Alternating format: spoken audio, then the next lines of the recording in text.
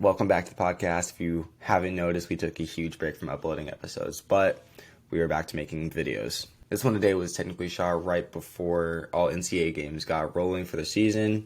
We had some technical difficulties getting it uploaded, so we're uploading it now. So while it is about a week late, enjoy the show.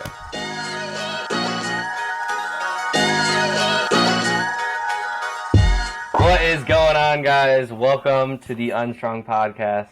I am Braxton. That's Bryce. Today we have a really good topic on our hands. We have the preseason top 20. Pretty psyched for it. Bryce, I'll let you take it away.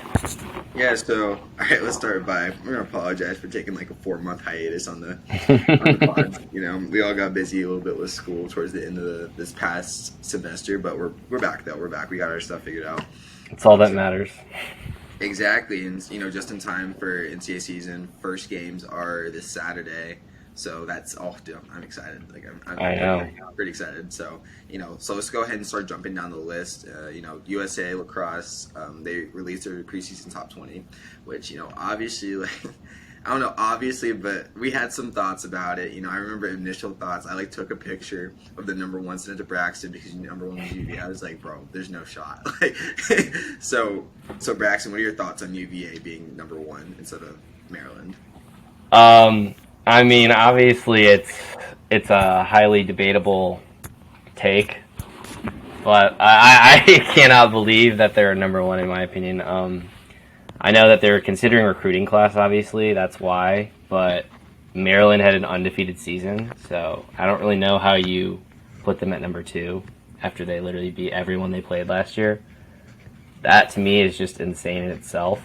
Yeah. So, I mean, obviously preseason ranks are preseason ranks, but it's like, you're kind of dissing Maryland right now. Like, no one just goes undefeated in Cincinnati without, not getting number one next year, but I don't know, man. I'm just surprised. I have a lot of opinions on this list, honestly, and I'm sure you do too, so we'll probably get into those soon. But yeah, that's obviously the sore thumb that's sticking out of the group. It's crazy. I mean, if I'm Maryland, I'm taking that as kind of like a kick in the gut, dude. You go 18-0, you win a national championship, and then the team that you beat twice, once during the regular season and then once during the playoffs. Not to mention, you didn't just beat this team. You beat them down by a score margin of a plus 10 each time almost. Yeah. And the first game during the regular season was 23-12, and then the second game was 18-9. And then you still won a national championship with that. And it's kind of hard to then sit back, watch them UVA go number one in that, and it's preseason, but I don't know. Coming into the season, I would just assume that Maryland would have been number one, being as they were the best team this past year. But then you look back, and I'm sure recruits were part of it. So even looking to that, I mean, UVA's recruits, I mean, a lot of them are big names. You have that 26 class had 4 or 5 stars, and I think it was 5 4-stars.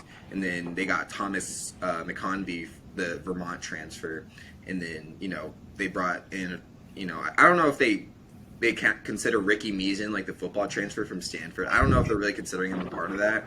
I mean, even though he's number one a couple of years, 2017. It was a while ago.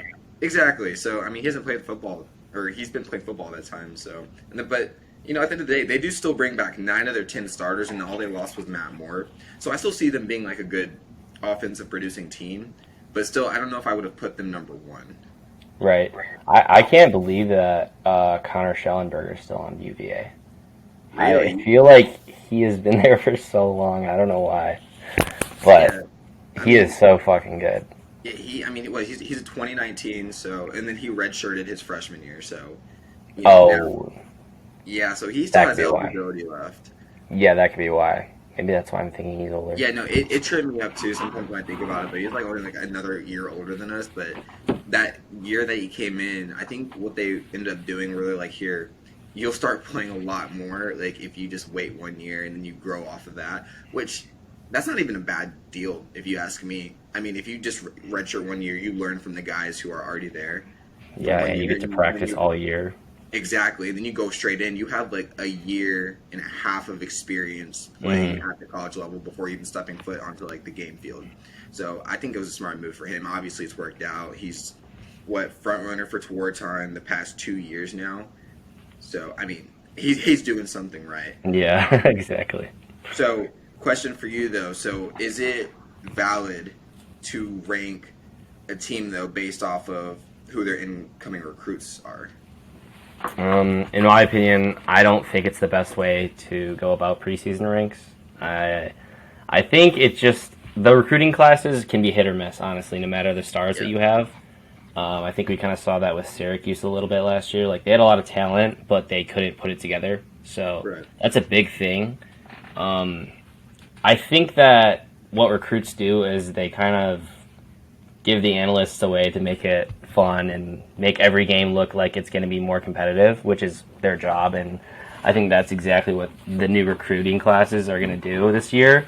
There's going to be more hype around every single team because every team has pretty good, decent recruits in the top 10, I would say.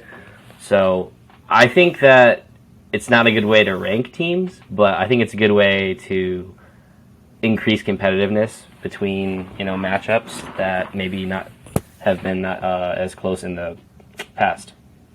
Oh no, I 100% agree. Because like at the end of the day, if they're not producing as fast as you want them, they're still bringing in a lot of hype for that school.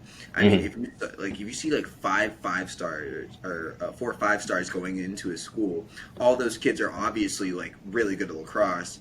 I mean, naturally you're going to step back and be like, yo, like UVA is doing something right. They're looking really good. They're bringing in all these like good players. But at the same time, you can't predetermine their success on that. That's a really hard thing to do. Like, I think one thing I thought of was like, Texas A&M had the number 1 ranked, incoming recruiting class for the 2023 football team or football season. They were ranked like 10 preseason, top 10 for the preseason rankings, and they went like 5 and 7, didn't even make the playoffs. So and that's just football, but like I feel like a lot of that's interchangeable. You bring in classes, you expect them to be good. And then, you don't know how they're going to end up meshing with each other, with the team. You don't know what that impact's going to be. So it's really hard to really make that determination from the get-go. Yeah, I feel like with, rankings, that's obviously always overlooked, I think. I think that, recruiting classes really get the hype and, they don't think as much as we do. But interesting. I want to know your opinion on number 3 and number 4. Number 3 is Georgetown, and number 4 is Cornell. Where do you think they stand? You see, I think Cornell, rightfully so, should be ranked that high. They didn't lose many guys last year. I mean, when you have a coach taking a team to a national championship like Cornell, first year as a head coach, dude, just imagine how much he can build off of that. Like, dude, I mean, they're bringing back a lot of offensive firepower. I think they're going to continue that momentum onto this next year. Will they make it as far as the national championship? Again, I don't know. But I think we'll see them make a big run during the playoffs. Georgetown, you see, I'm a little iffy on Georgetown. I think they have the right players. I want to see if they can put it together within the first couple of weeks, though, because you see that they're a good team. You see that they're a very fast, hard-hitting defensive team. Right. They know how to score. They have big shooters. Will that, lead them through success in the tourney, though? Because they had the same thing last year, and they got knocked out by Delaware, who no one thought was, going to beat them. So I would really be curious to see how the additions to Tucker Dordovic and some of the other UNC defensive transfers play a part in Georgetown's success with the first half of the season. Yeah. I feel like Tucker is a big factor in that team. Yeah. Like, if he can fit in or not, because, I mean, I don't know, man. He is such a good player, but he's been at Syracuse for his last, 3 or 4 years, and now he's switching to a whole new school and kind of I feel like it's a different offensive scheme, definitely, than Syracuse, probably. I feel like it's more of a team-based offense rather than Syracuse. Feels like more individual work, in my opinion, in the past with Tucker. I feel like he was an initiator, which he probably will be at Georgetown, but yeah. I mean, Georgetown definitely relies a lot more on their midfield to initiate than I would say like a lot of other schools do. When you look at Syracuse, when I think of Syracuse, I think like you said, I think a lot of individuals kind of work as one. Also their attack, though, that's what I'm the attack is just so heavy there that they are big point producers. But Georgetown, I feel like they usually use the midfield, and you have guys like Bundy. Graham Bundy has been initiating there the past couple of years as well. So him and Dordovic on the same line, I personally think could work. I just want to see how that works. What do you think about Princeton and Notre Dame at those next couple? Okay, let's go Princeton, Notre Dame, and Duke. Okay.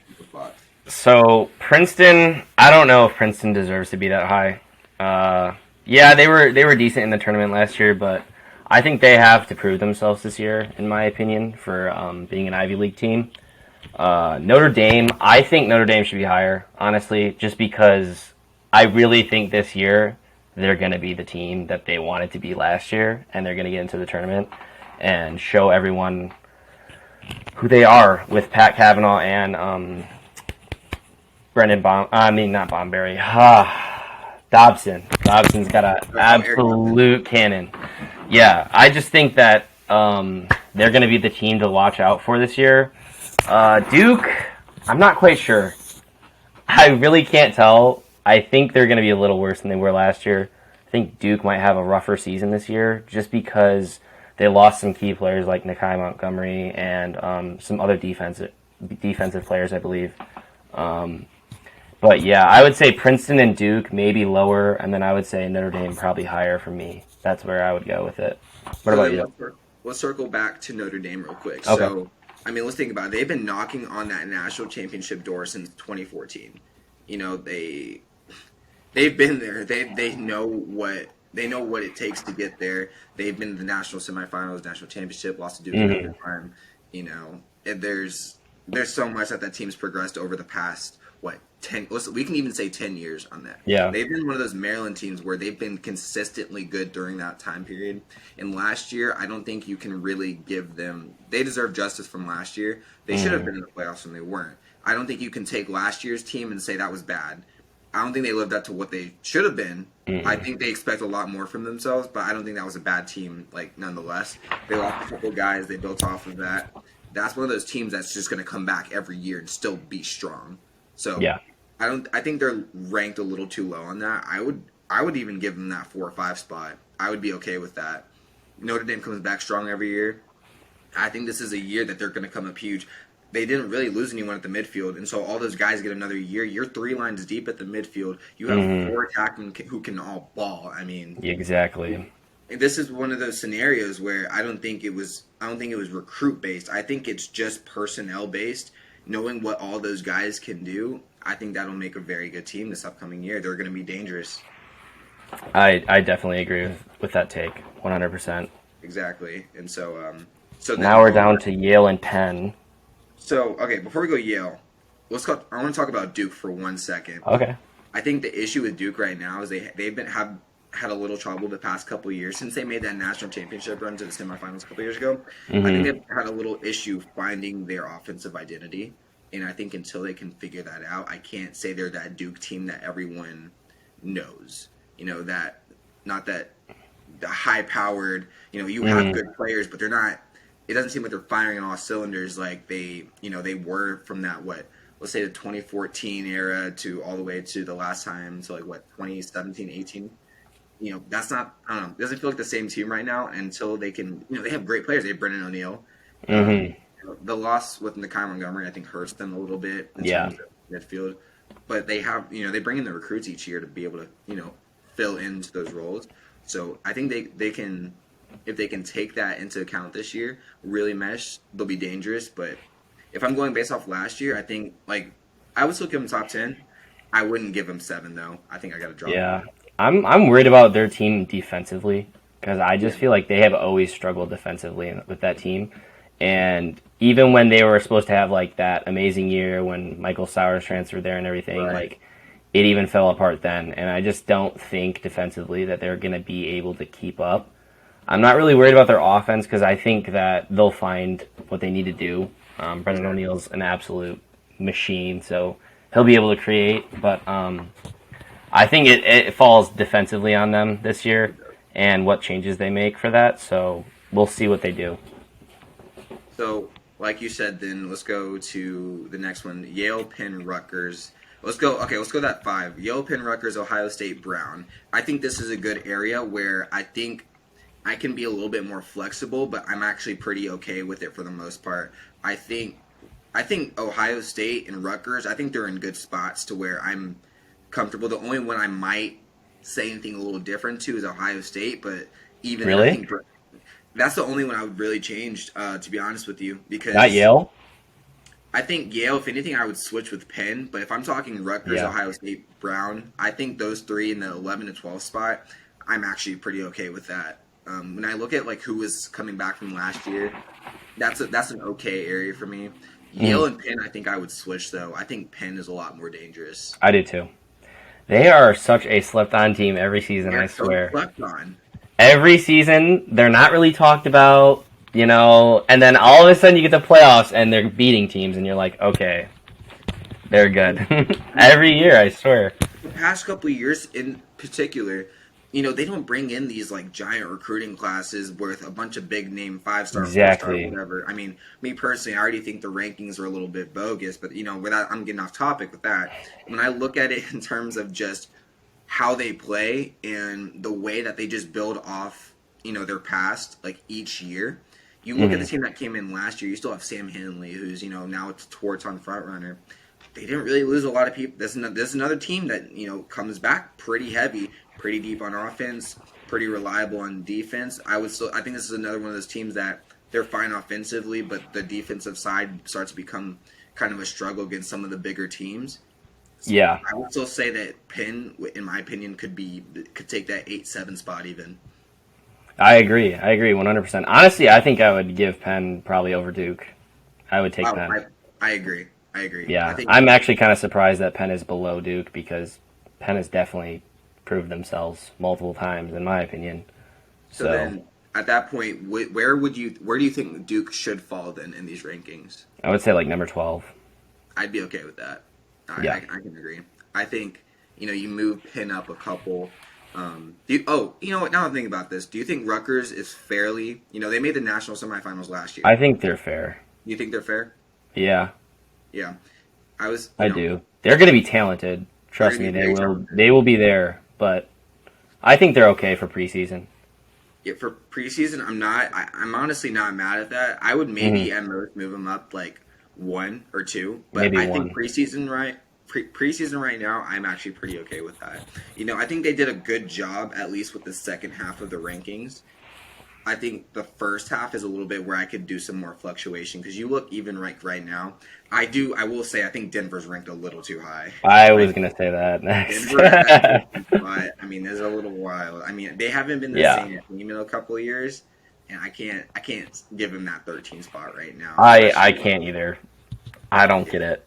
It's hard. It's really hard. What do you think about Delaware at the 14 spot? I think Delaware's fine. Yeah. I think they're fine there.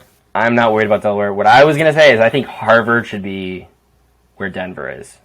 Harvard's kind of another slept-on team. They are a like slept-on team. They're pretty good every year. And honestly, last year they played really well in the playoffs, and I think that they should be at least top 15.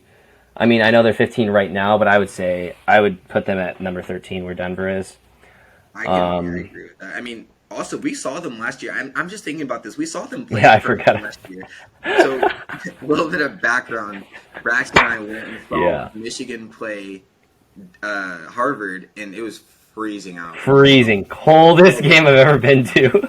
Like, literally the coldest game. In the wind chill. Like, Michigan's like a wind tunnel, at least that feels. Yes, their stadium is. But, no, I remember even watching Harvard, and I don't even know why this slipped my mind, but they looked very good against... I would say it was a really good Michigan team for like what they have in the past couple of years. You think about it, they were up there on the rankings. Was it probably after like 5 games they were still undefeated? Yeah. And this was around their first loss, so that's a good team. I mean, watching Harvard play that defense. I mean, they're not like the biggest defense, but they can play. They're not the biggest offense in terms of size. But they can still play, and they showed that even getting to the playoffs. So I would be okay with Harvard jumping up a couple, taking that Denver spot. It was crazy because when we were at the game, you could see the Harvard sideline, and like everyone was kind of like mediocre size. You know what I mean? Right. They were like kind of the average size, but they were balling, like all of them. It was crazy. Moving so fast because when you look at like the traditional D1 roster, you're looking at kids around like probably I would say the median 6 foot. Right. You look at Harvard. I mean, most of those guys in offense were probably around 5'9", 5'10", and then Exactly. you had guys under that. You had a couple guys over that too. Mm-hmm. So that honestly, that goes to show you, though. I mean, it doesn't. That doesn't always matter. They Right. make it work, and that's great right there. Yeah, I agree. So, all right. So let's jump to these next couple. So, All right, this is where we get interesting. Let's go with the biggest elephant in the room. Yeah. North Carolina. Yeah. North Carolina is ranked 17 preseason. How do we feel about that, Brax? I'm sorry, they just don't deserve to be ranked yet. It's a fact. They haven't. Their season last year was kind of a disaster. I just don't see them in the top 20. I'm just not a fan of it, and I can't even believe that they're not like. I would put them at 20 if they were ranked at all. Yeah. But they're above a few teams, which is even crazier to me because I just don't think that they're there yet. I know they have it's probably a recruiting class again. I know they have a few recruits coming in that are pretty highly sought after, but I don't know, man. They had the number, I believe it was a number 2 ranked one or two ranked attackman for the 22 class come in. So I think that plays a big part of it, but he's actually not even playing this year. So North Carolina had a good year pre-conference. But even then, when you look at their schedule, those are teams that you would expect North Carolina to be beating. Mm-hmm. You go to ACC play where they went 1-5. Yeah. Right. Like at that point, I don't know if I can really say that is the North Carolina deserve to be ranked 17th. Going in at max, I think I would be okay with them being 20. 20. But I don't know, above Jacksonville, who had a very good year last year and the year before that. I think that's kind of jumping the gun a little bit. Jacksonville's been knocking on that door. They get better and better each year. They get stronger each year. And you're still putting them below a team that, wasn't even close to being a conference competitor, at least this past year. That's kind of disrespectful to Jacksonville at that point. I have noticed that you're a big Jacksonville fan. I do. It's I just like every episode you're liking them more and more and more, I feel like.